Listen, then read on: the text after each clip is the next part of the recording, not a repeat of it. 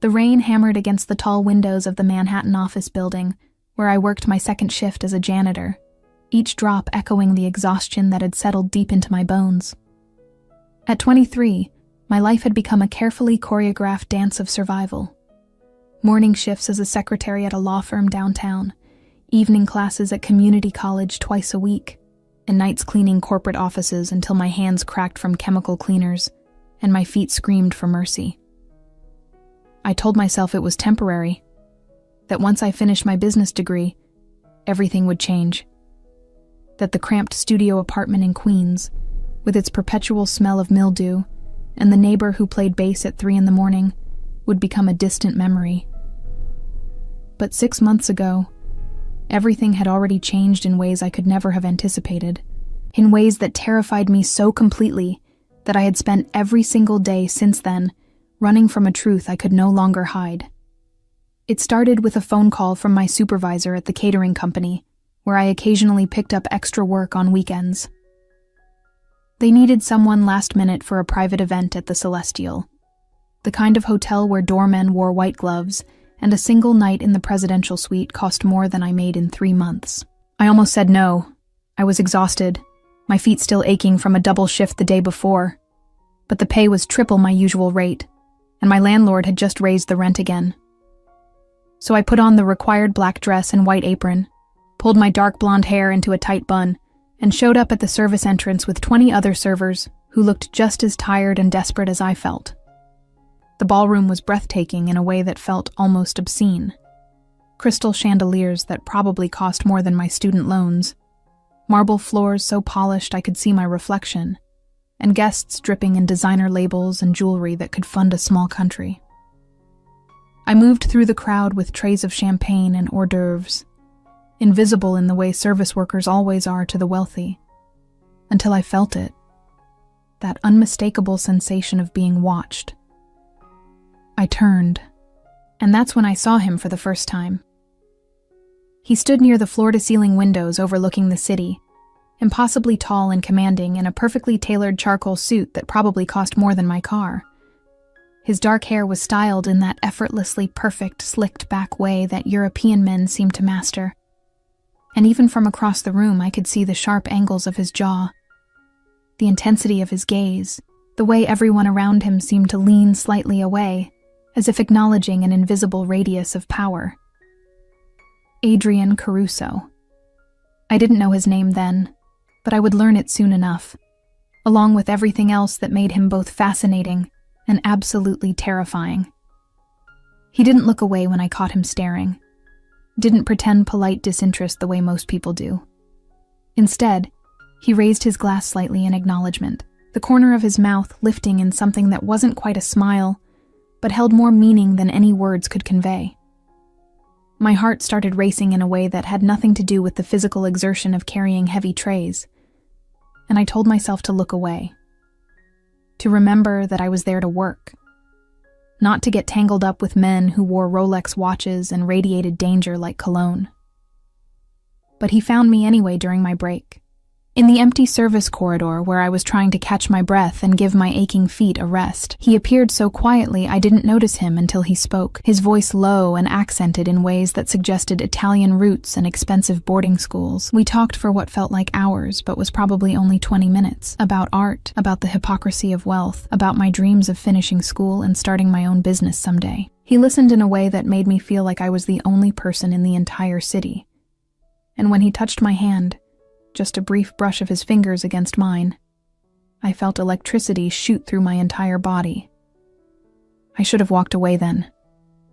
I should have recognized the warning signs, the way other guests gave him a wide berth, the deference in their eyes that went beyond respect into something closer to fear, the fact that he had 3 men in dark suits watching from a distance who were clearly not there for conversation.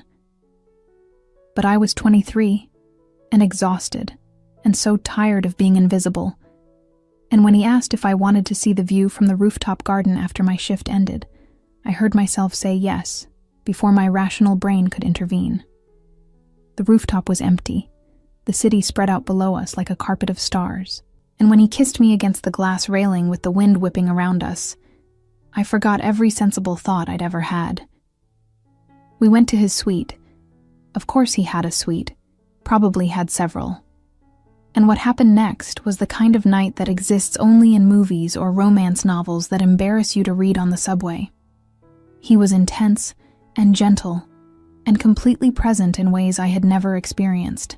And for those few hours, I let myself believe that maybe fairy tales could happen to girls like me. That maybe I could be someone worth pursuing by a man who looked like he'd stepped out of a magazine. But morning came the way it always does, and with it came reality. While he slept, I checked my phone and made the mistake of Googling his name. What I found made my blood turn to ice. Articles about organized crime, investigations into money laundering and racketeering, photographs of him leaving courthouses with lawyers who specialized in getting dangerous men acquitted. Adrian Caruso wasn't just wealthy and powerful. He was the head of one of the most feared crime families on the East Coast. A man whose business interests included everything from legitimate real estate to decidedly less legal enterprises that I didn't want to think about too carefully. I dressed in complete silence, my hands shaking so badly I could barely button my shirt, and I left without waking him. I threw away the business card he'd left on the nightstand with his private number, deleted the hotel from my map history, and spent the entire subway ride home, trying to convince myself that it had been a one-time mistake, a momentary lapse in judgment that I would never repeat. I told myself that men like Adrian Caruso didn't pursue girls like me beyond a single night, that he probably had a dozen women more sophisticated and beautiful than I could ever hope to be, that I would never see him again. And that was for the best. 2 weeks later, I took a pregnancy test in the bathroom of a CVS, and when both lines appeared, I sat on that toilet for 20 minutes, trying to remember how to breathe. The second test confirmed it. So did the third. I made an appointment with a clinic in Brooklyn under a fake name, paid in cash, and listened to the doctor confirm what I already knew. I was approximately 6 weeks pregnant, healthy, and facing a decision that would define the rest of my life. I thought about terminating the pregnancy. I'm not ashamed to admit that. I thought about it seriously, made appointments I didn't keep, researched options until my eyes burned. But every time I got close to making that choice, something stopped me. Not religion or morality or any external pressure, but something deeper and more fundamental that I couldn't quite name. Maybe it was the fact that I'd grown up without a father and knew exactly what that absence felt like. Maybe it was the stubborn hope that I could do this, that I could be the kind of mother I'd always wished I'd had. Or maybe it was just sheer terrifying optimism that somehow, impossibly, everything would work out. What I knew with absolute certainty was that I could not tell Adrian. The man was a mobster, someone who solved problems with violence and intimidation, someone whose world operated by rules I couldn't begin to understand. What would he do if he knew? Would he think I'd gotten pregnant on purpose to trap him? Would he see the baby as a liability, something that could be used against him by rivals or prosecutors? Would he try to take the child away from me, or worse, make both of us disappear? I had no framework for understanding how a man like that would react, and I wasn't brave enough to find out. So I decided to hide it. I moved to a different apartment in Washington Heights, using a sublet I found through a friend of a friend, paying 3 months up front in cash. I changed my phone number, deleted all my social media accounts, and told everyone who asked that I was dealing with family issues back home that required privacy. At work, I started wearing progressively looser clothing, invested in compression garments that cost more than I could afford, and developed elaborate lies about a back injury that explained why I moved carefully and couldn't lift heavy objects. When morning sickness hit hard during my second month, I blamed it on food poisoning and chronic migraines. When my body started changing in ways I couldn't quite hide, I stopped going to company events, turned down lunch invitations, and cultivated a reputation for being antisocial and intensely private. The lies compounded on themselves, growing more elaborate and exhausting with each passing week. By the time I reached my 5th month, the deception had become a full-time job that required more energy than my actual employment. Every morning started with the same careful routine, standing sideways in front of my bathroom mirror, assessing how much my body had changed overnight, strategizing which combination of loose sweaters and high-waisted pants would best disguise the curve that was becoming increasingly difficult to hide.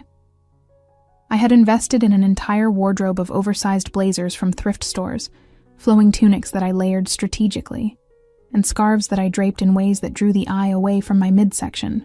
My coworkers probably thought I had developed some bizarre fashion obsession or was hiding dramatic weight gain, but they were too polite or too disinterested to ask directly. The physical challenges were relentless and unforgiving. My secretary job required me to sit at a desk for 8 hours, and I had developed an elaborate system of positioning my chair at angles that prevented anyone from seeing my profile, of timing my bathroom breaks for moments when the office was empty, of eating lunch alone at my desk while everyone else gathered in the break room. The evening cleaning shift was even worse, bending, lifting, reaching, all while trying to protect a growing belly that seemed determined to announce itself to the world. I had to quit the catering work entirely after nearly passing out during a wedding reception, making up a story about a family emergency that required me to take a leave of absence. Money became a crushing source of anxiety that kept me awake most nights. Prenatal care, even at the sliding scale clinic I'd found in the Bronx, was expensive. Prenatal vitamins, new clothes every few weeks as nothing fit anymore, the security deposit for the new apartment, the burner phone I'd bought in case of emergencies. It all added up faster than I could earn it. I picked up freelance transcription work online, typing late into the night until my fingers cramped and my eyes burned, listening to legal depositions and medical dictations, while trying not to think about my own situation. I sold everything of value I owned: my laptop, my jewelry, even the textbooks from college that I'd planned to keep for reference. I stopped going to classes entirely, telling myself I would return after the baby came, knowing deep down that was probably a lie I told myself to make the present more bearable. The isolation was perhaps the hardest part, even harder than the physical discomfort or the financial stress. I had never been someone with a large social circle, but I'd had friends, casual relationships with coworkers, a network of people who made life feel less lonely. All of that disappeared the moment I decided to hide the pregnancy. I stopped responding to text messages, declined every invitation, invented excuses for why I couldn't meet for coffee or drinks or even a quick lunch. My best friend from college, Sarah, who had known me since freshman year, called me 17 times in 1 week before finally sending a message that said she was worried about me, and would I please just confirm I was alive. I responded with a brief text claiming I was dealing with a family crisis and needed space, then blocked her number because I knew if I heard her voice I would break down and tell her everything. The appointments with my obstetrician became the only human contact I allowed myself beyond surface-level work interactions. Dr. Patricia Chen was a no-nonsense woman in her 50s, who ran a practice specializing in patients who needed discretion or couldn't afford traditional care. She asked questions at my first visit, about the father, about my support system, about my plans for after the birth, and when I gave evasive answers or obvious lies, she simply made notes in my chart and moved on to discussing prenatal nutrition and the importance of staying hydrated. Every month I would show up for my appointment, listen to the heartbeat that still made me cry no matter how many times I heard it, look at the ultrasound images that I kept hidden in a locked box under my bed, and receive the same advice about rest and proper nutrition that I couldn't always follow. The baby became real to me gradually, then all at once. For the first few months, it had been an abstract concept, something happening to my body that I was managing like a complicated medical condition. But then, I felt the first flutter of movement during my 4th month, so faint I thought I'd imagined it, followed a week later by an unmistakable kick that made me gasp out loud during a meeting at work. After that, the baby was a constant presence, a little person who seemed to have opinions about what I ate and when I slept, and definitely about my posture. I started talking to them, never out loud where someone might hear, but internally, in my head, during the long, lonely nights when insomnia kept me awake.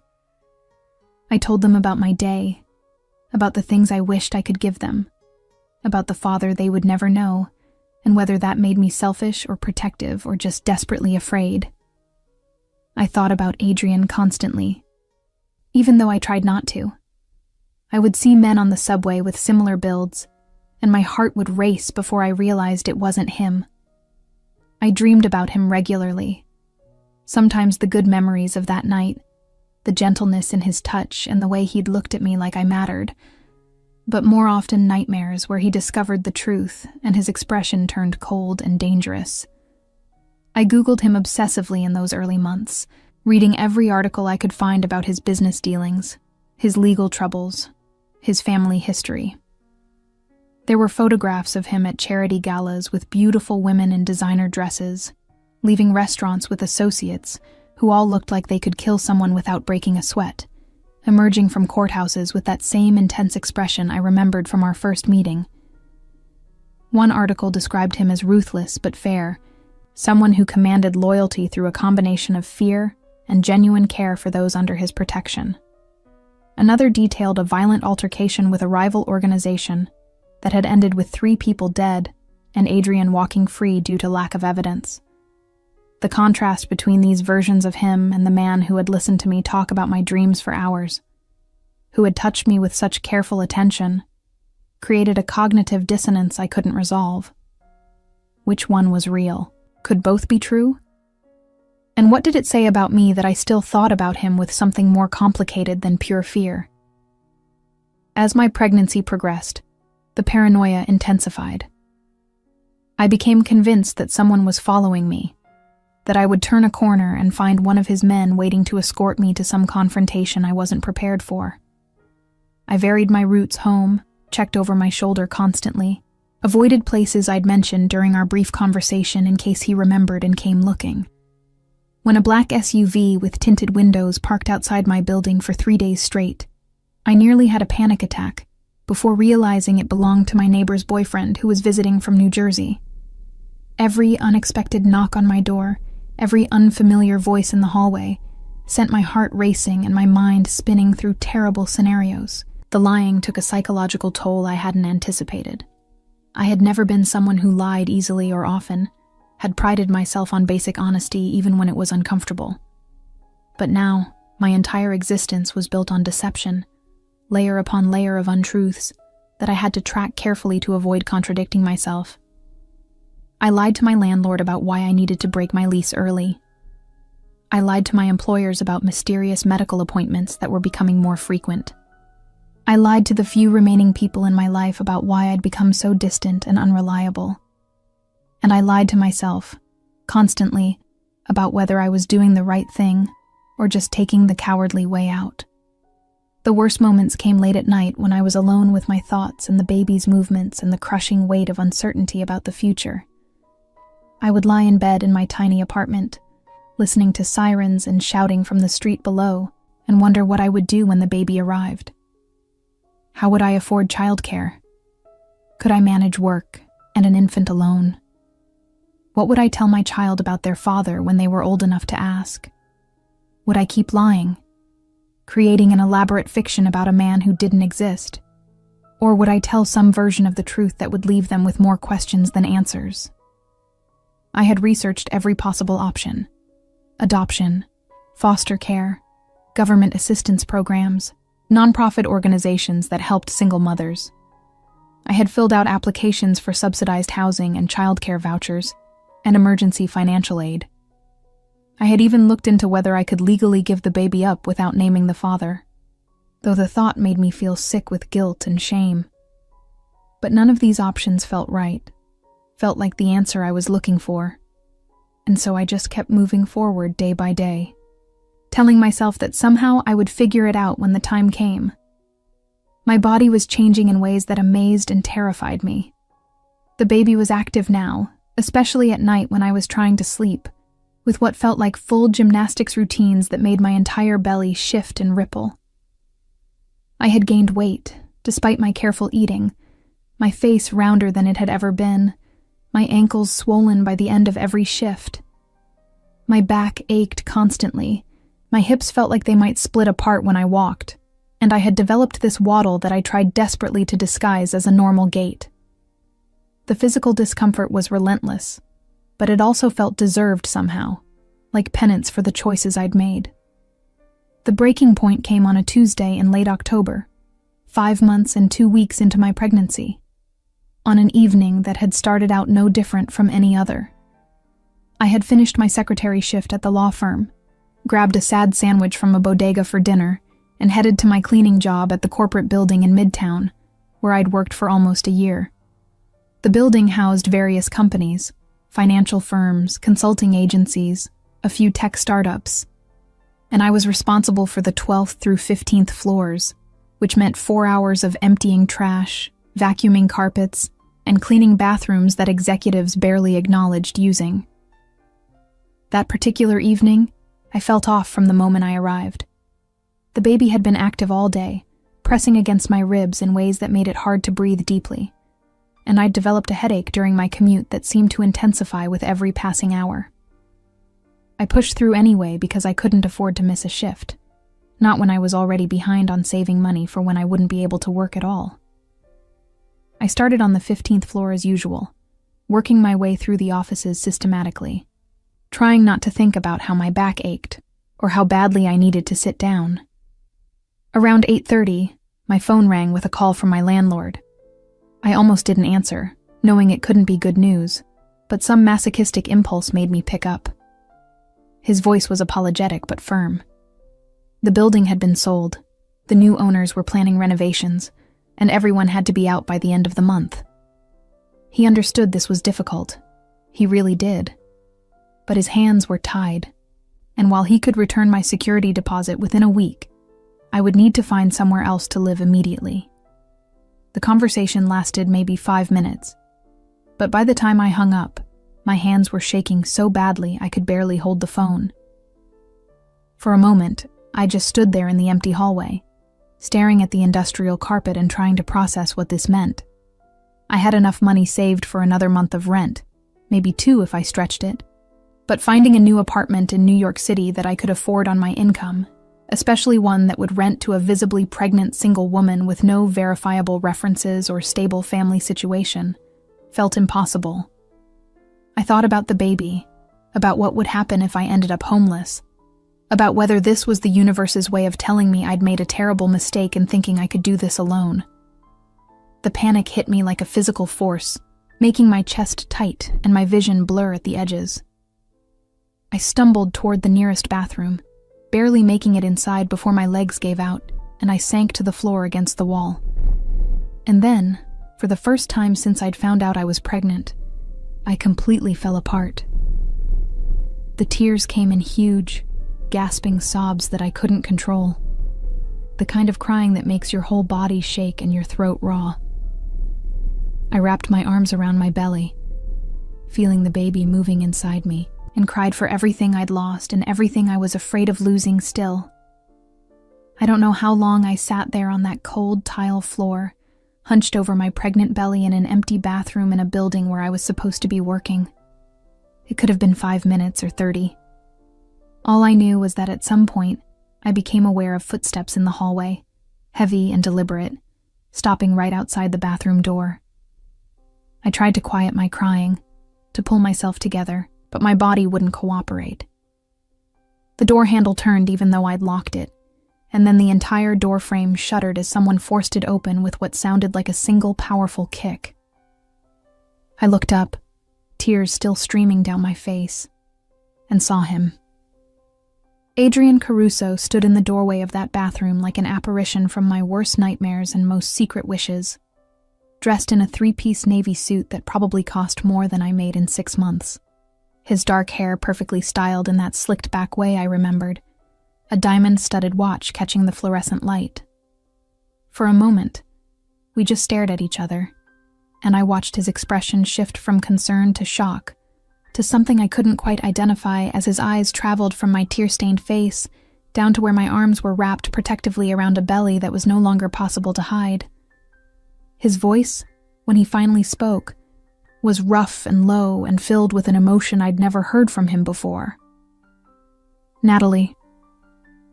Just my name, but the way he said it made me start crying harder. He moved toward me, and I instinctively pressed myself harder against the wall, which made him stop mid-step like I'd slapped him. "How long?" he asked, and I could hear him fighting to keep his voice level. "How long have you been pregnant?" I couldn't answer, couldn't form words past the sobs that kept coming. He crouched down slowly, carefully, keeping some distance between us like he was approaching a frightened animal. Up close, I could see details I'd forgotten. The small scar above his left eyebrow, the exact shade of his eyes which were darker than I remembered, the way a muscle in his jaw tightened when he was trying to control himself. "Who's the father, Natalie?" His voice had gone very quiet, very dangerous. "Tell me now, who's the father?" The question hung in the air between us, and I knew I had seconds to make a decision that would change everything. I could lie, tell him it was someone else, some invented boyfriend or random hookup that had nothing to do with him. But looking into his eyes, seeing the way he was barely holding himself together, I couldn't do it. The truth came out in a whisper that was barely audible. "You are." I watched the words hit him like a physical blow. He rocked back on his heels, his hand coming up to his mouth, his eyes going wide with something that looked like shock and fury and hurt all mixed together. "You're telling me," he said slowly, his accent thickening the way it had that night when his emotions had overcome his careful control, "that you've been carrying my child for," he gestured at my obvious belly, "months? And you didn't think I deserved to know." "I was scared," I managed to say through my tears. "I didn't know what you would do. I didn't know if you would—" I couldn't finish the sentence, couldn't articulate all the terrible scenarios I'd imagined. His expression hardened, and when he spoke again, his voice was cold enough to make me shiver. "What did you think I would do, Natalie?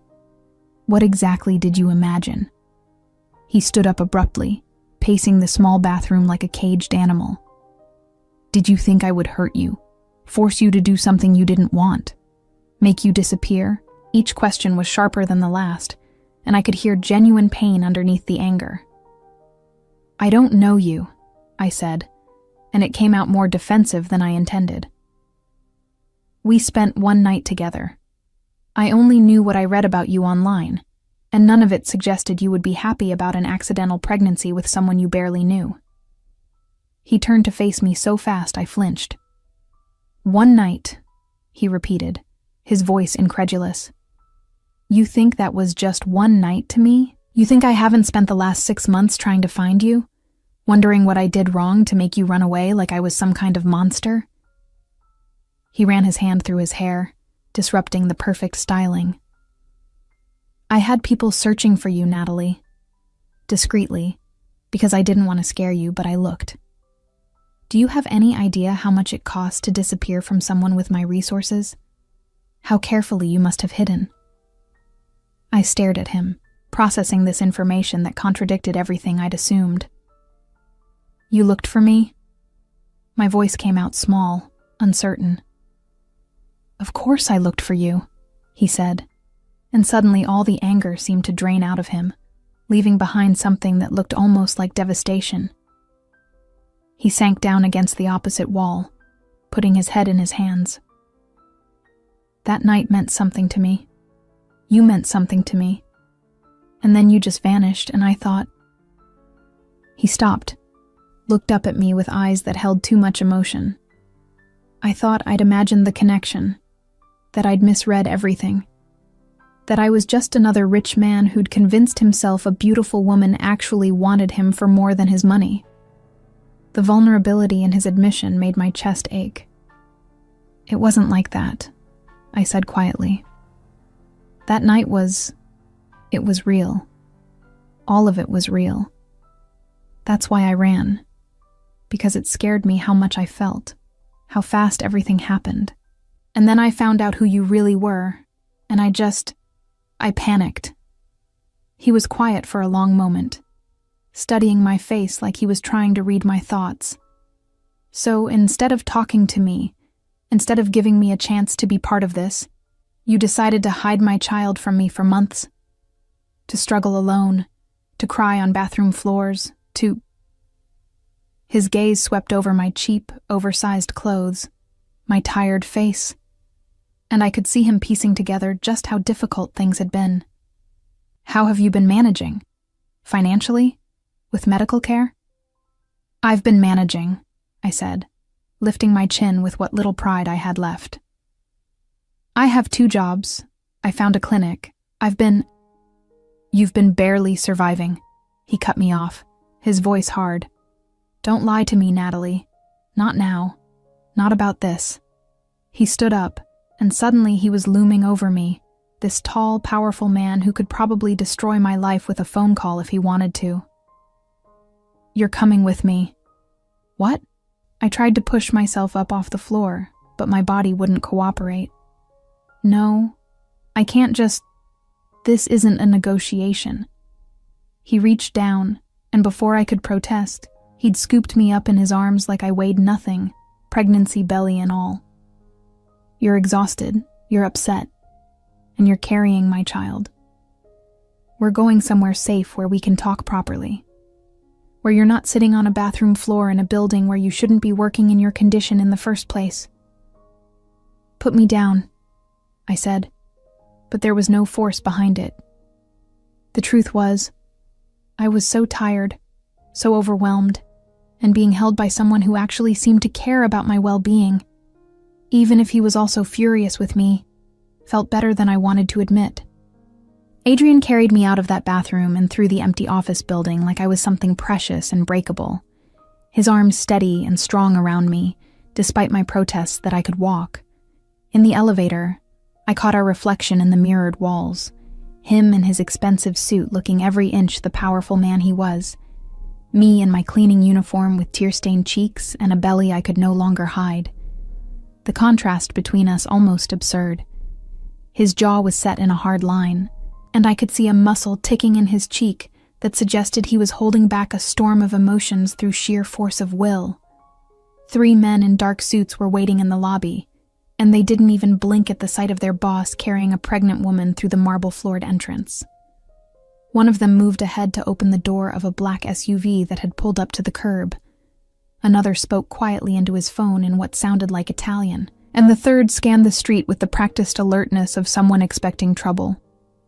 Adrian settled me into the back seat with surprising gentleness before sliding in beside me, and within seconds we were moving through the Manhattan traffic with the kind of smooth efficiency that suggested the driver had done this countless times before. I stared out the window, watching the city lights blur past, trying to process what was happening. This was the scenario I'd been afraid of for months. Being found, being confronted, being pulled into Adrian's world whether I wanted to be or not. Except it wasn't playing out the way I'd imagined. He wasn't threatening me or trying to take control through intimidation.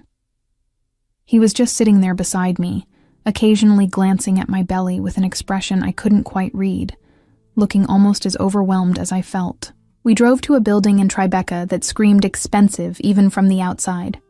One of those converted warehouses with floor-to-ceiling windows, and a doorman who nodded at Adrian with the kind of deference that suggested he owned the place, which he probably did. The penthouse apartment he took me to was exactly what I would have expected if I'd thought about it. Modern, spacious, decorated with art that probably cost more than most people's houses, with views of the city that would have been breathtaking if I'd been in any state to appreciate them. He guided me to a leather couch that was so soft I nearly disappeared into it, then disappeared into what I assumed was the kitchen. I heard cabinets opening, the sound of running water, and then he returned with a glass and handed it to me. "Drink," he said, not quite in order but close. "You're dehydrated from crying." I took the water because he was right and because I didn't have the energy to argue. He sat down across from me in an armchair, leaning forward with his elbows on his knees, and for a long moment we just looked at each other. Up close, I could see that he looked tired too, with shadows under his eyes that suggested he'd been sleeping as poorly as I had. The expensive clothes and perfect grooming couldn't quite hide the tension in his shoulders. or the exhaustion in his expression. "Start from the beginning," he said finally. "Tell me everything." So I did.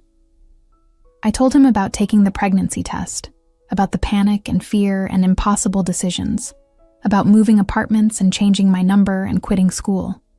I told him about the clinic appointments I went to alone, about the ultrasound images I kept hidden in a box, about talking to the baby late at night when I couldn't sleep. I told him about selling my possessions to pay for prenatal vitamins, about the lies I'd told everyone I knew, about the crushing loneliness of going through pregnancy without a single person to share it with. And I told him about the phone call tonight, about losing my apartment and feeling like everything was falling apart at once. He listened without interrupting, his expression becoming progressively darker as I spoke. When I finally finished, he was quiet for a long time, his hands clasped together so tightly his knuckles were white. "You should have come to me," he said, and his voice was rough with emotion he was barely controlling. "The moment you found out, you should have found a way to contact me." "I was terrified of you," I said honestly. "Of who you are, what you do, what you might do to me or the baby. Every article I read made you sound dangerous and unpredictable, and I didn't know if I was just some random hookup you'd already forgotten or if—" "You were never random," he interrupted, his eyes intense on mine. "That night with you was the first time in years I'd felt like I could be something other than what everyone expects me to be. You talked to me like I was just a man, not a name or a reputation or something to be afraid of. Do you have any idea how rare that is in my world?" I shook my head, not trusting myself to speak. The raw honesty in his voice was breaking down walls I'd built up over months of self-protection. He stood up abruptly, began pacing the expensive hardwood floors. "I understand why you were scared. I'm not blind to what people say about me, and most of it is true. I've done things that would horrify you, made choices that haunt me, built my life in a world where violence is currency and loyalty is bought with fear." He stopped, turned to face me. "But I would never, never hurt you or a child, especially not my child." "How was I supposed to know that?" I asked, and I could hear the desperation in my own voice. "You're essentially a stranger who happens to be the father of my baby. I didn't know what you would do, and I couldn't take the risk." His expression shifted, became something almost vulnerable. "My father," he said quietly, "was a violent man who used his fists on my mother regularly and his children occasionally. I watched her make excuses for black eyes and broken ribs, watched her fade into someone I didn't recognize. When she finally got sick, cancer that might have been treatable if she'd had the money and access to proper care, he barely visited the hospital. She died when I was 15, and I swore on her grave that I would never become him, that if I ever had a family, I would protect them with everything I had." I felt tears starting again, but for different reasons this time. "I'm sorry," I whispered. "I didn't know." "Of course you didn't know," he said, and some of the hardness left his voice. "We had one night, Natalie. One perfect night that I've replayed 1,000 times, trying to figure out what I did to make you run. But we're past that now. The question is what we do moving forward." He sat back down, and this time he looked at me with an intensity that made my breath catch. "I want to be involved. Not just financially, though obviously I'm going to take care of that immediately. I want to be part of this pregnancy, part of our child's life. I want—" He stopped, seeming to struggle with the words. "I want us to try. Not because you're pregnant, though that's certainly a factor, but because I haven't been able to stop thinking about you since that night. Because when I heard you crying and recognized your voice, my first thought wasn't about the pregnancy or the deception. It was that I'd finally found you, and I wasn't going to let you disappear again. My heart was pounding so hard I was sure he could hear it. "Adrian, I don't know if I can be part of your world. The things you do, the danger. I'll change," he said immediately. "Not who I am fundamentally, but the parts that put you at risk. I've been thinking about stepping back from certain operations anyway, delegating more to people I trust. And I have resources you can't imagine. Security, protection, the ability to make sure you and the baby are safe no matter what threats might arise." "That's not normal," I said, almost laughing despite everything. "Normal people don't need security teams and protection details. We stopped being normal people the moment you got pregnant with the heir to the Caruso family," he said bluntly. "Whether you like it or not, this child makes you both targets. My enemies will see you as leverage, as a weakness they can exploit. The only way to keep you safe is to bring you into my protection fully, to make it clear that touching you means war with me." The reality of what he was saying settled over me like a weight. I'd been so focused on hiding from Adrian that I'd never really considered the other dangers that might exist, the threats from people I didn't even know existed. "This is insane," I said. My life was supposed to be simple. I was supposed to finish college, maybe start a small business, live in a normal apartment and have a normal family. "Maybe you still can," he said softly. "Just with some very well-paid security personnel in the background and a significantly nicer apartment." He reached out slowly, giving me time to pull away, and when I didn't, he placed his hand gently on my belly.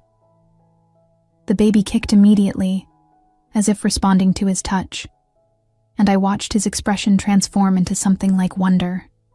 The next few days passed in a blur of changes that happened so fast I could barely process them. Adrian didn't ask for my permission or input so much as inform me of decisions he'd already made, and while part of me bristled at his high-handed approach, I was too exhausted and overwhelmed to fight most of it.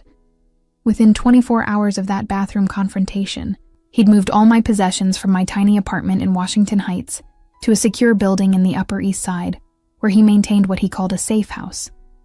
A 3-bedroom apartment with round-the-clock security, a kitchen that was bigger than my entire previous living space, and windows that overlooked Central Park, with views that probably cost more per month than I'd made in a year.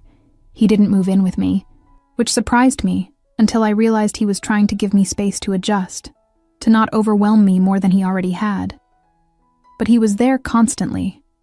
Morning, afternoon, evening, showing up with takeout from restaurants I'd only read about in magazines, with prenatal vitamins from a pharmacy that apparently delivered to his home, with books about pregnancy and parenting that he'd clearly spent hours selecting.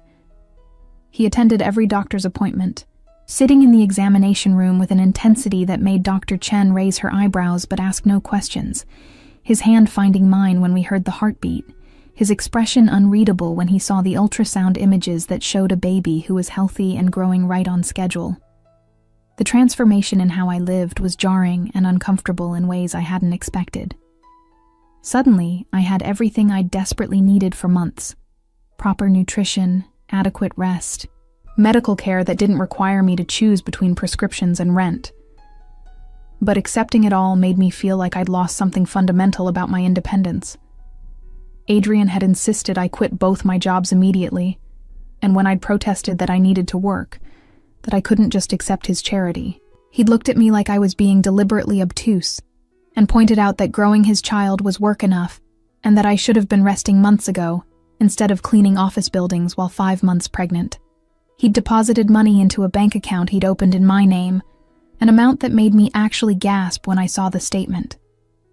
When I tried to argue about it, tried to establish some boundaries around his financial support, he'd cut me off with a tone that brooked no argument.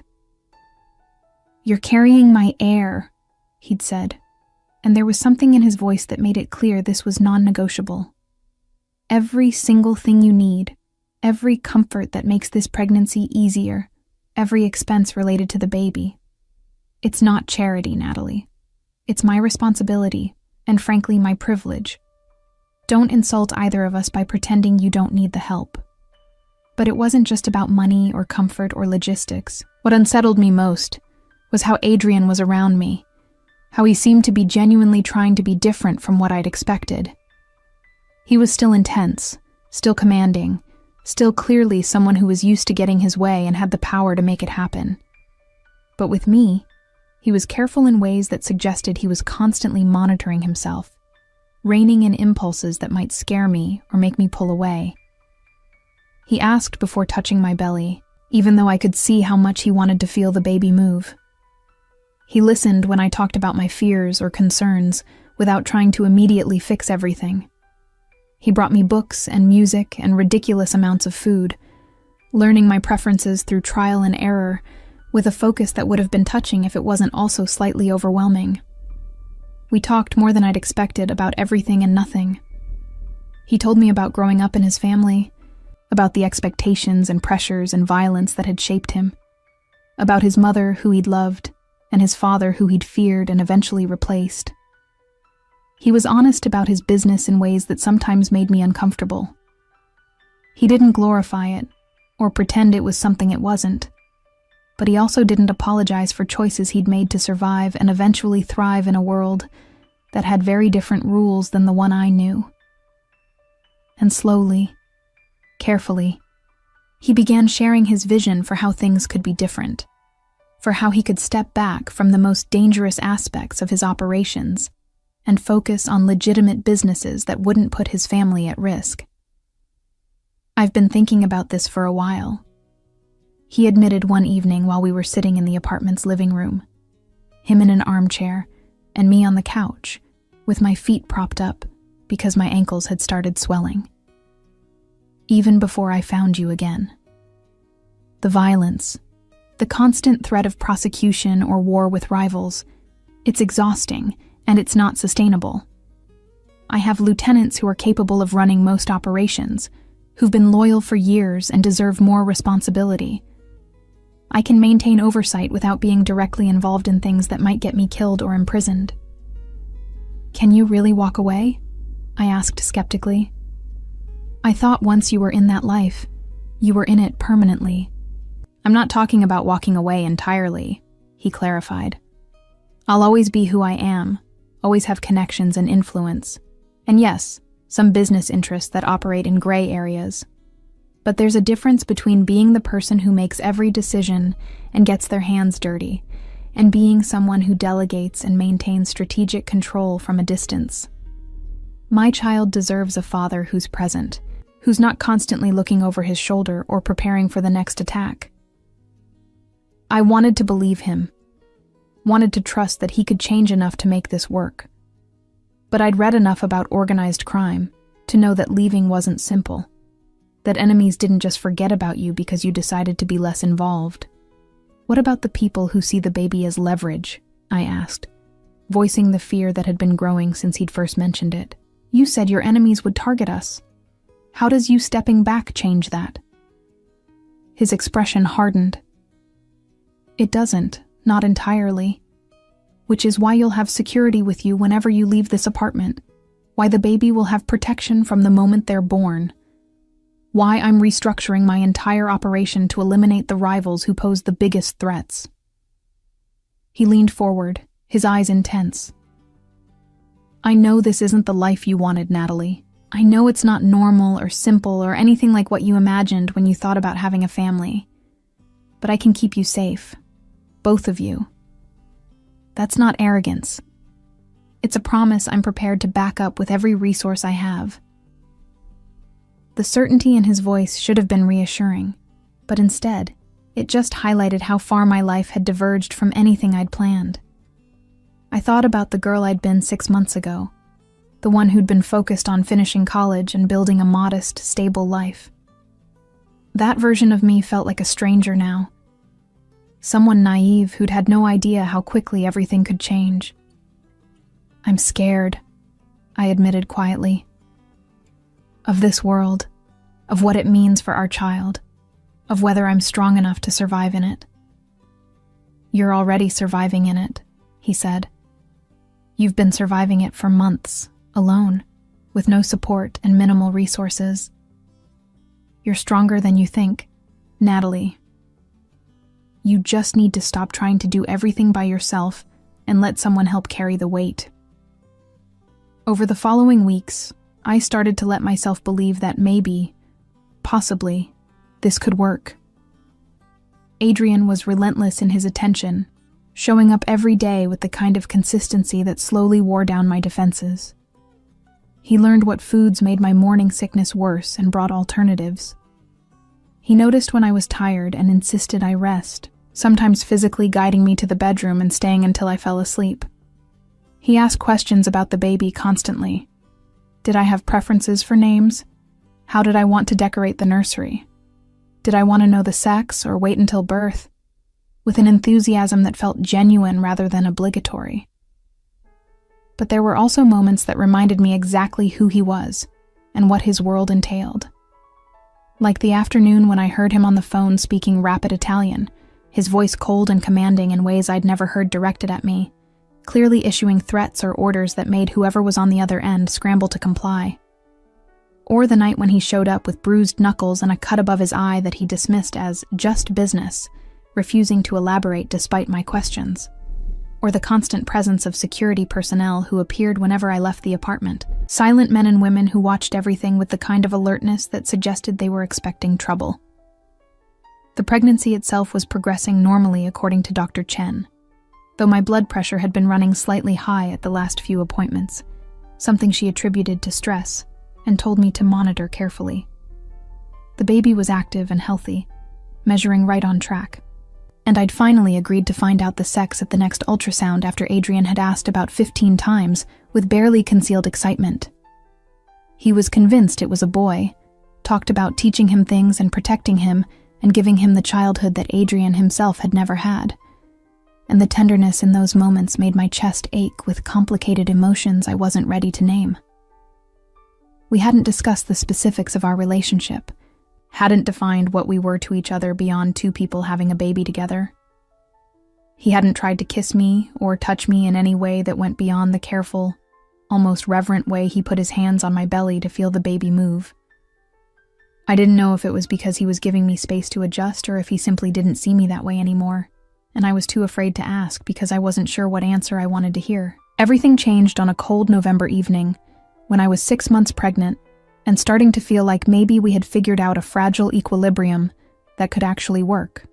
Adrian had left earlier that afternoon for what he'd described as an important meeting with some associates, promising to be back for dinner and asking what I wanted him to bring. I'd been reading in the living room, occasionally talking to the baby about everything and nothing, when I heard shouting from the hallway outside the apartment, followed by sounds that could only be gunfire. My entire body went cold with terror. I grabbed my phone with shaking hands and tried to call Adrian, but it went straight to voicemail. The security guard who was supposed to be stationed outside my door burst in, a woman named Maria who'd been nothing but professional in the weeks I'd known her. "We need to move you now," she said, her voice urgent but controlled. "There's been a breach in the building. Protocol is to get you to the safe room immediately." I barely remember the next few minutes.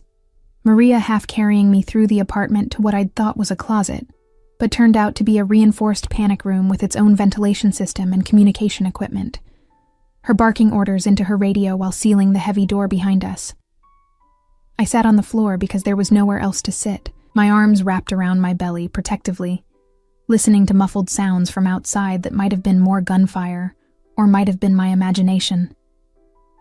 The baby was moving frantically, responding to my elevated heart rate and stress hormones, and I tried to breathe slowly and stay calm like they taught in all those prenatal classes I'd attended online. But terror was making that almost impossible. It felt like hours, but was probably only 40 minutes before the door opened again, and Adrian appeared, looking absolutely wild with fear and rage. He had blood on his shirt, whether his or someone else's I couldn't tell, and his hair was disheveled in a way I'd never seen, the usually perfect styling completely destroyed. He was across the room in 2 strides, pulling me up from the floor and into his arms so tightly I could barely breathe, his hands shaking as they moved over me like he was checking for injuries. "Are you hurt?" His voice was rough, almost unrecognizable. "Did anyone touch you? Is the baby..." "We're fine," I managed to say, though I was shaking so hard I could barely get the words out. "What happened? What was that?" His expression turned absolutely murderous. "Rivals," he said shortly. "The Moretti family, trying to send a message by going after you. They didn't get close. Maria and the team did their job, but they tried, and that's enough." He was still holding me, and I could feel the tension vibrating through his entire body. "I'm ending this, tonight. They wanted a war, and they're going to get one, but not the kind they expected." "Adrian, no," I started to say, but he cut me off with a look that was pure predator, nothing gentle or careful about it. "This is not up for discussion," he said, and there was steel in his voice. "They went after my child, my family. There are lines you don't cross in our world, and they crossed the most fundamental one. I gave them chances to back down, to acknowledge boundaries, and they refused. So now I respond the only way people like them understand." I could see there was no arguing with him, not in this state, and honestly I wasn't sure I wanted to argue. They'd tried to get to me, to the baby, and some primal part of me that I didn't entirely recognize wanted them to pay for that. "What are you going to do?" I asked quietly. "What I should have done months ago," he said. "Eliminate the threat completely. Remove the people who run the Moretti operations, dismantle their infrastructure, make it clear to every other family in the region that you are absolutely untouchable." He pulled back slightly, cupping my face in his hands. "I need you to trust me. Can you do that?" I nodded, even though I wasn't entirely sure what I was agreeing to. He kissed my forehead gently, such a contrast to the violence I could feel coiling in him. And then he was giving Maria detailed instructions about security protocols and backup plans and things I only half understood. He told me he'd be back as soon as possible, that I should stay in the apartment with enhanced security, that everything would be different after tonight.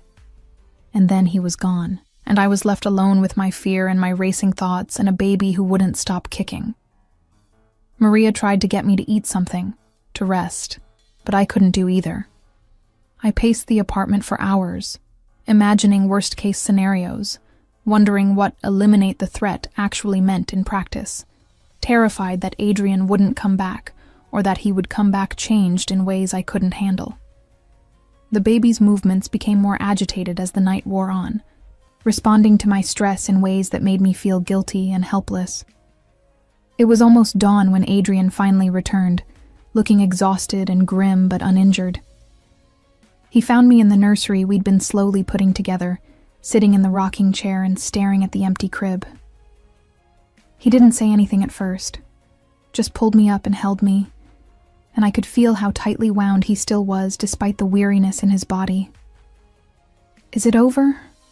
I asked against his chest. "It's over," he confirmed. "The Moretti leadership is gone, their operations dismantled, their territory redistributed. The other families have been informed that you and the baby are under my absolute protection, and anyone who threatens that will face the same consequences. You're safe now, Natalie. I promise you're safe." I wanted to ask for details, wanted to know exactly what he'd done and who had died, and whether I should be horrified or grateful, or both. But looking at his face, seeing the weight of whatever had happened in the shadows of the last few hours, I couldn't make myself ask.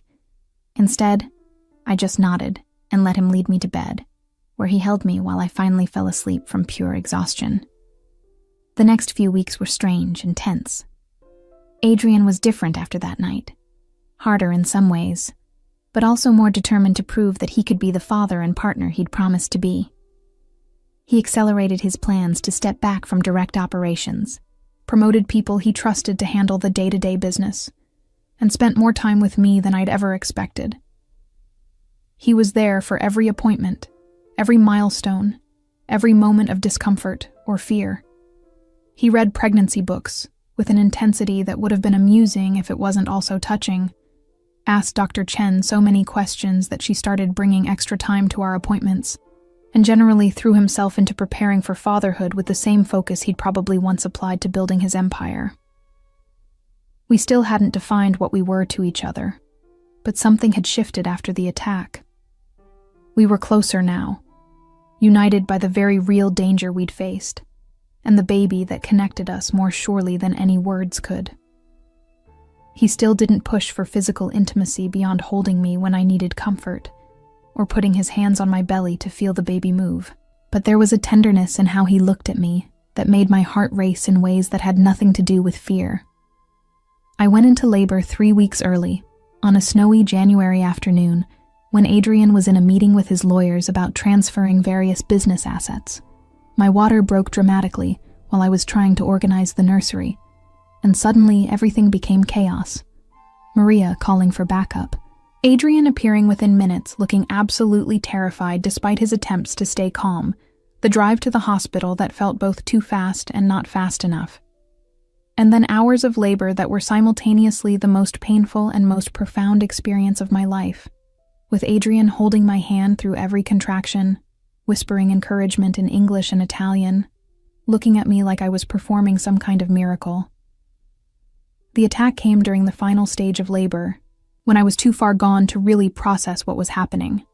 I heard shouting, saw Adrian pull a gun from somewhere, watched him position himself between me and the door with an expression that promised death to anyone who came through it.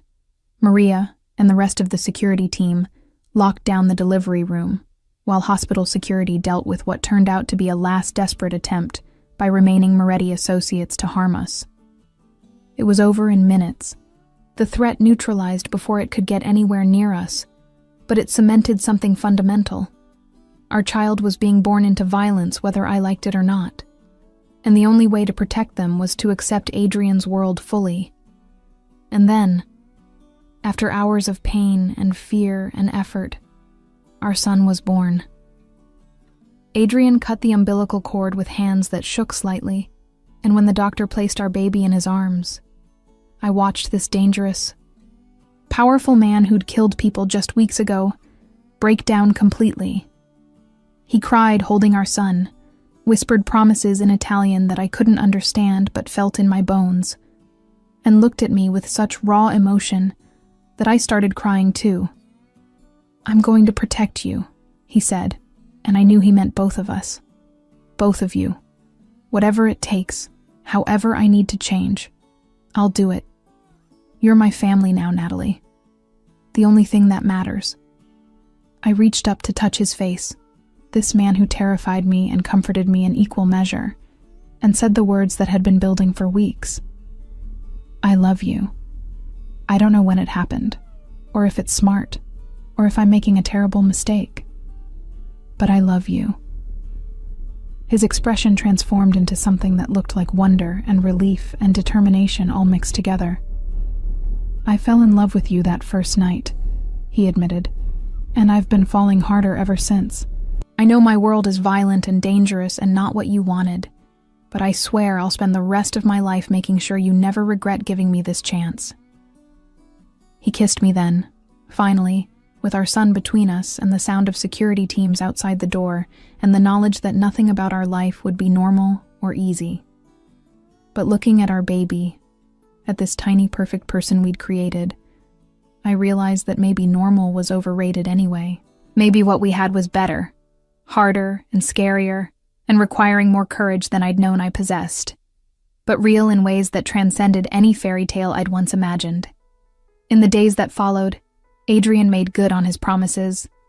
He stepped back from his most dangerous operations, restructured his entire organization to prioritize our family's safety, and began the long process of transitioning toward legitimate businesses that wouldn't put our son at risk. It wasn't a complete transformation. He was still who he was, still had connections and power that operated in shadows. But it was genuine change, the kind that came from loving something more than he loved power. We moved to a house outside the city with security that rivaled a fortress, created a life that balanced Adrian's business needs with our son's safety and my slowly rebuilding sense of self. I started taking online classes again, working toward finishing my degree on my own timeline, with Adrian's full support and encouragement. We built something that looked almost like a normal family, if you ignored the armed security and the occasional meetings with people who clearly operated outside the law. Our son, who we named Marco after Adrian's mother's maiden name, grew up knowing he was loved fiercely by both parents, protected absolutely, an heir to a complicated legacy that we would help him navigate when he was old enough to understand. And I learned that love doesn't always look like you expect it to, that sometimes the person you're most afraid of becomes the person you can't imagine living without, and that family, real family, is worth every risk, every fear, and every moment of courage it takes to choose it over safety. I'd hidden the truth for months, terrified of what Adrian would do when he found out. But in the end, that truth became the foundation for something stronger than I'd ever imagined. A love built not on perfection or ease, but on choosing each other every single day despite the dangers, the differences, and the impossible complications of the world we inhabited together. The first few months of Marco's life were a study in contradictions that I never could have anticipated. Moments of pure domestic bliss interwoven with stark reminders that our family existed in a world most people only saw in movies. I would be sitting in our nursery at 3 a.m, feeding our son while watching the sunrise over the heavily secured property, feeling like the most normal new mother in the world. And then I'd notice the armed guard doing rounds outside the window, and remember that normal had never really been an option for us. Adrian had meant what he said about protection, about restructuring his entire life around keeping us safe, and the evidence of that commitment was everywhere I looked.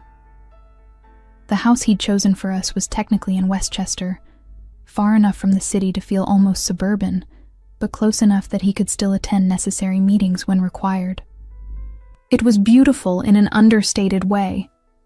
Not the ostentatious mansion I might have expected, but a renovated colonial with good bones, tall windows that let in natural light, and enough property that the security measures could be implemented without making it feel like we lived in a compound.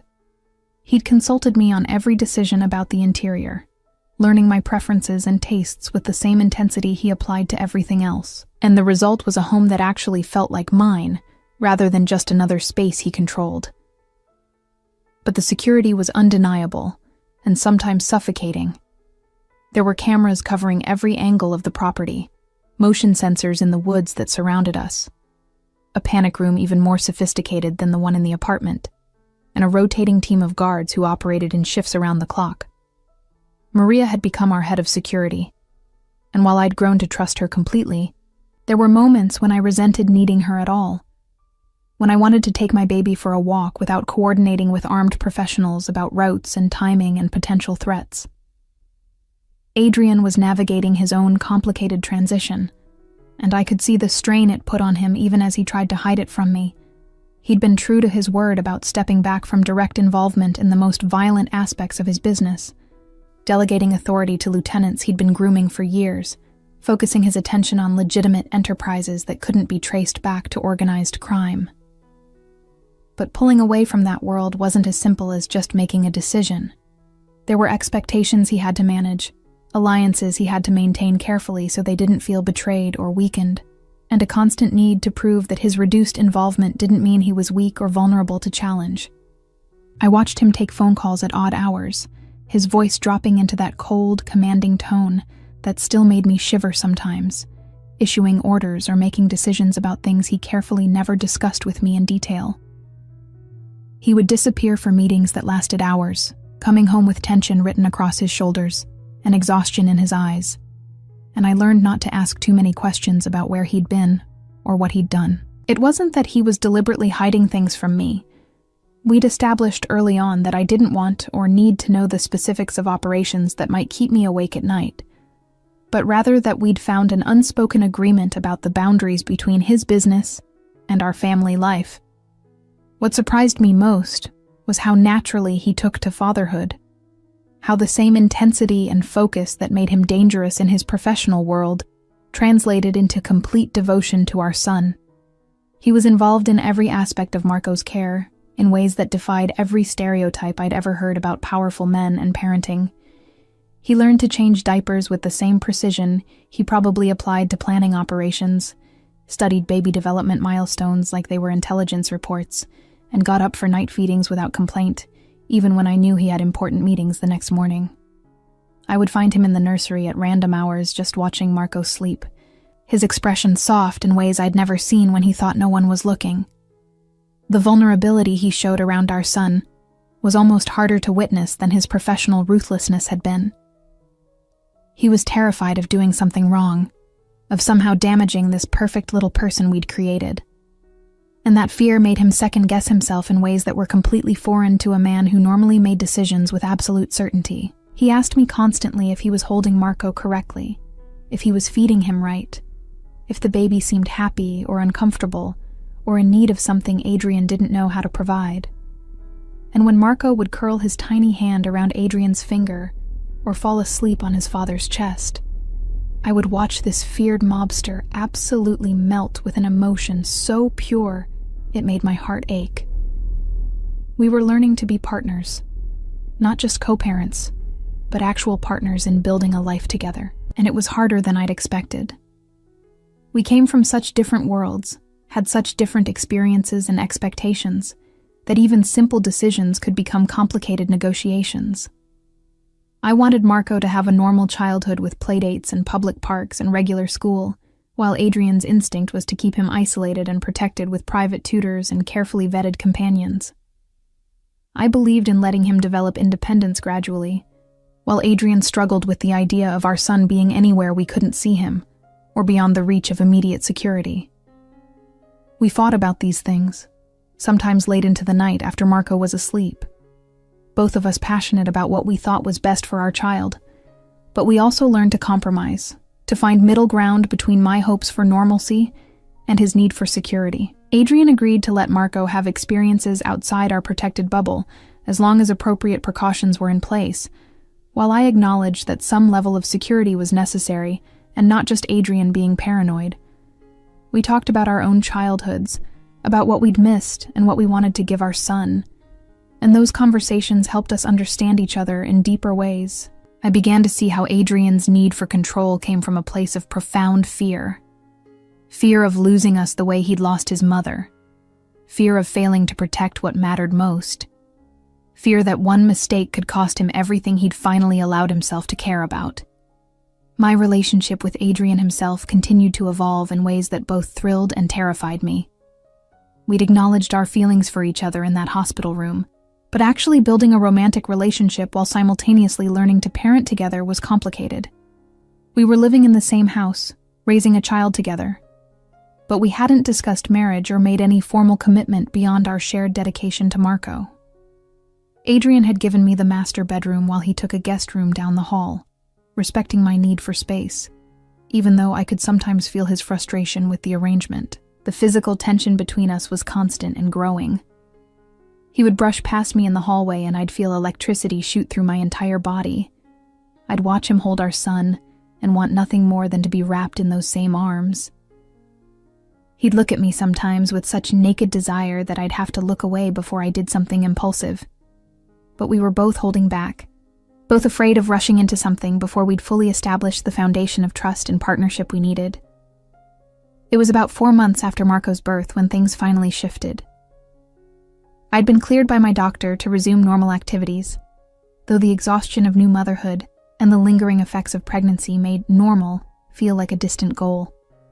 Adrian had been away for a 2-day trip to the city to handle some business he couldn't avoid, and when he returned late on a Saturday night, I was still awake in the living room, unable to sleep despite my exhaustion. He found me curled up on the couch with a book I wasn't really reading, and something about the way he looked at me made my breath catch. "I missed you," he said simply, and there was such raw honesty in those 3 words that I felt something crack open in my chest. Not just Marco, though of course I missed him too, but you, Natalie. I miss talking to you, hearing your laugh, just being in the same room with you. These last 2 days felt like torture. I set down my book, my heart pounding. "I missed you too," I admitted. "The house feels empty when you're not here. Marco kept looking around like he was searching for you, and I kept wanting to tell you things, or ask your opinion, or just... I stopped, not sure how to articulate the depth of what I was feeling. He crossed the room slowly, giving me time to object or pull away, and when I didn't, he sat beside me on the couch, close enough that I could feel the heat of his body. "I've been trying to give you space," he said quietly, "trying not to push you into anything before you were ready. But I need you to know that what I feel for you isn't just about Marco or obligation or gratitude. I'm in love with you, Natalie. Completely. The way you are with our son, your strength, your stubbornness when you think I'm being too controlling, the way you've adapted to this insane life without losing who you are. Everything about you makes me fall harder." I reached up to touch his face, tracing the sharp line of his jaw, the small scar above his eyebrow. "I'm scared," I whispered. "Scared of how much I feel. Scared of your world. Scared that something will happen and I'll lose this before I've really had a chance to appreciate it." "I'm scared too," he admitted, and the vulnerability in his eyes was almost painful to see. "Terrified that I'll fail you, that I won't be able to keep you safe, that you'll wake up one day and realize you've made a terrible mistake tying yourself to someone like me. But I'm more scared of not trying, of living in the same house with you, and pretending that what we have is just co-parenting when it's so much more than that." I kissed him then, finally closing the distance we'd been maintaining for months, and it felt like coming home and jumping off a cliff simultaneously. He responded with a carefully controlled passion that suggested he'd been holding himself back for far longer than I'd realized, his hands moving to cup my face, his kiss deepening until I was breathless and dizzy and completely lost in the feeling of finally letting myself have this. We didn't sleep together that night. We were both too aware of Marco sleeping upstairs, too conscious of taking things slowly, despite the intensity of what we felt. But we stayed on that couch until dawn, talking and kissing and making promises about the future we wanted to build together. He asked me properly if I would marry him, not because of the baby, or because it made sense logically, but because he loved me and wanted to spend his life with me. And I said yes, knowing it meant fully accepting his world with all its complications and dangers, because the alternative, a life without him, was unthinkable. The engagement was kept private initially, just between us and our closest circle. Adrian gave me a ring that was beautiful, but not ostentatious, a single perfect diamond that caught the light in ways that made me think of that first night when everything had started. We planned a small wedding for the summer, just family and trusted friends, in the garden of our home where security could be managed, and we could celebrate without worrying about public attention or potential threats.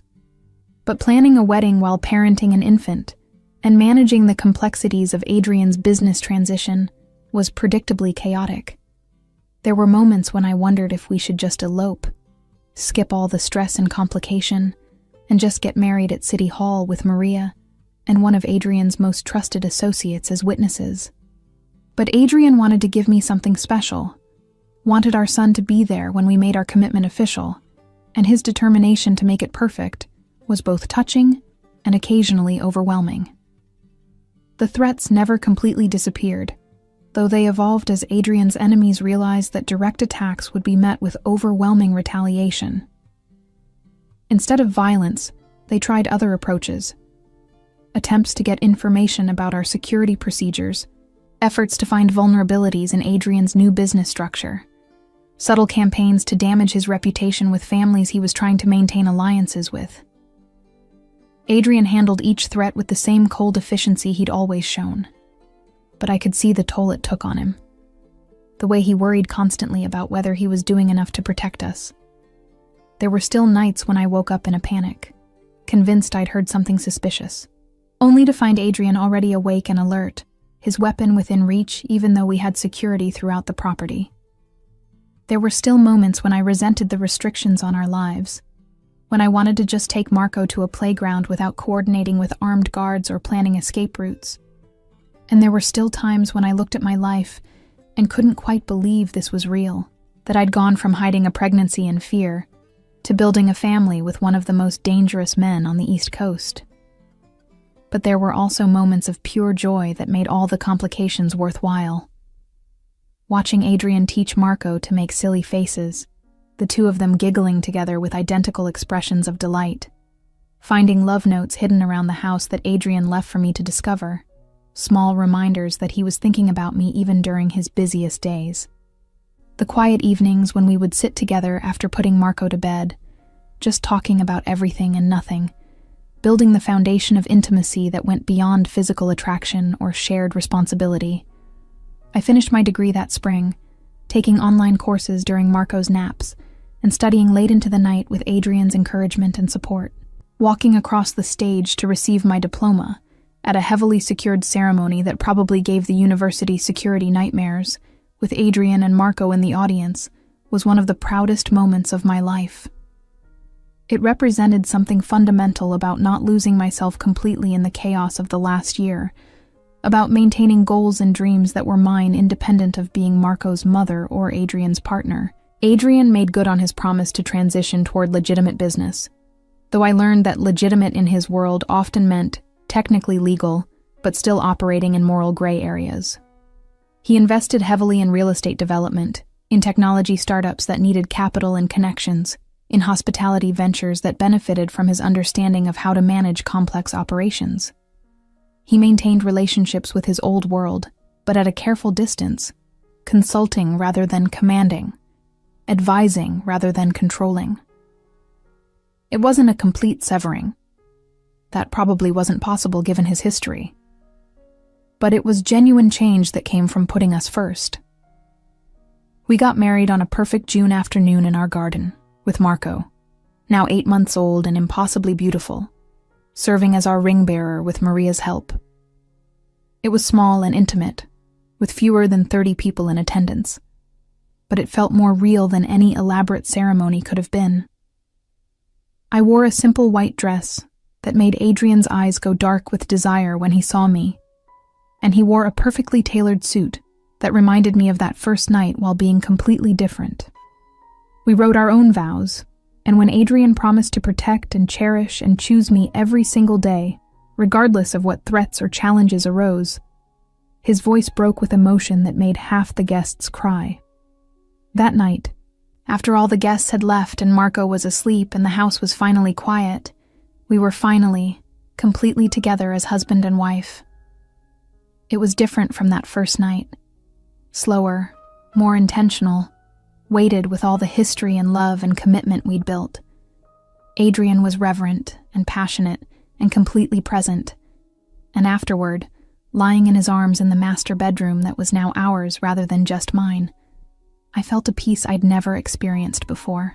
This was my family, my home, my life. Complicated and dangerous, and absolutely nothing like what I'd once imagined, but mine in ways that mattered more than any fantasy. The truth was that I'd spent months hiding from Adrian, terrified of what he might do if he discovered the pregnancy. But in the end, being found had been the best thing that could have happened. Not because his money or protection made life easier, though they certainly did, but because being with him, building this family together, had taught me that love doesn't always arrive in safe, predictable packages. Sometimes it comes wrapped in danger and complications and choices that terrify you, and you have to be brave enough to reach for it anyway.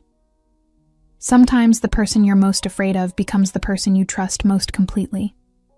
And sometimes hiding from the truth delays, but doesn't prevent the inevitability of love finding you exactly when you need it most, even if you're too scared to see it at the time.